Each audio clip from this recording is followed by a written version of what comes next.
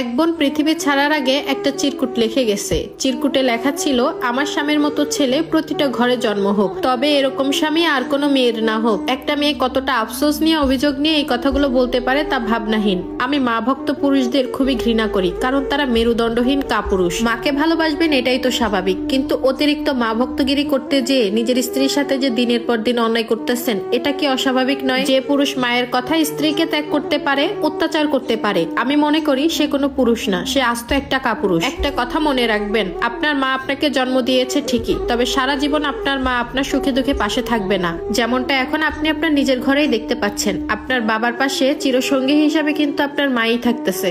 আপনার মায়ের সাথে আপনার রক্তের সম্পর্ক, আর আপনার বউ তার সাথে তো আপনার আত্মার সম্পর্ক। একটা মেয়ে তার পরিবারের সকলকে ছেড়ে আসে শুধুমাত্র আপনার সংসার গোছাতে, আপনার সংসারের কাজ করতে, আপনার সেবা করতে, আপনার পরিবারের সেবা করতে, আপনাকে বাবা ডাক শোনাতে, আপনাকে সন্তানের সুখ এনে দিতে নিজের জীবন বিপন্ন করে, নিজের সৌন্দর্য নষ্ট করে। একবার কি ভেবে দেখেছেন আপনার বউ আপনার জন্য কি কি ত্যাগ করে এসেছে? কখনো আপনার স্ত্রীকে জিজ্ঞাসা করেছেন উনি ক্লান্ত কিনা, ওনার কিছু পছন্দ কিনা, ওনার কিছু লাগবে কিনা, ওনার কোনটাতে ভালো লাগতেছে, কোনটাতে খারাপ লাগতেছে? কিছু পুরুষ তো আছে ভালোবেসে মাকে কিছু দিতে পারে, কিন্তু বউকে দিতে পারে না। মা অসুস্থ হলে তাকে সেবা করতে পারে, তবে বউ অসুস্থ হলে বউয়ের সেবা করতে পারে না।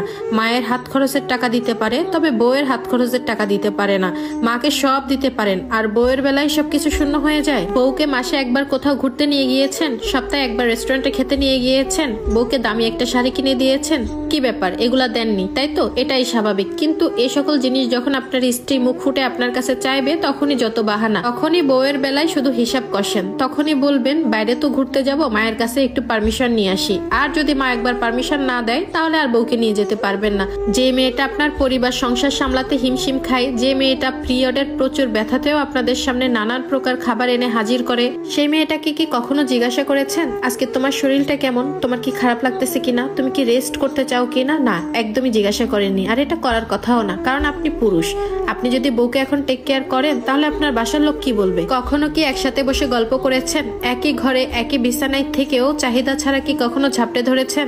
জানি এসব আর হয়ে ওঠে না। কখনো কি বলেছেন শাড়ি পরো, ঘুরতে যাব, খোপা করো, তোমাকে কি বেলি ফুল এনে দিব? এত বছর তো সংসার করেছেন, কখনো রাতে বাইরে থেকে ফেরার পর নিজের স্ত্রীর পছন্দের যে ফুল, সেটা কি আপনি এনেছেন? বড় বড় গিফটের কথা বাদ দিলাম, এই যে ছোট ছোট জিনিসগুলা, এগুলো কি কখনো করেছেন? আর এগুলো করার বেলায় আপনাদের কোনো সময় মনে থাকে না। অনেক স্বামীই আছে নিজের স্ত্রীকে শারীরিক মানসিক ভাবে আঘাত করে, কেন জানেন? সেটা হচ্ছে তার মায়ের ভয়ে। কোনো কিছু করতে গেলেই মা পছন্দ করবে না, মা মেনে নিবে না, এটার জন্যই, তাই তো? একটা কথা সবসময় মনে রাখবেন, আপনি যেমন আপনার মায়ের ছেলে, তেমনি কারো স্বামী, আবার কারো সন্তানের বাবা।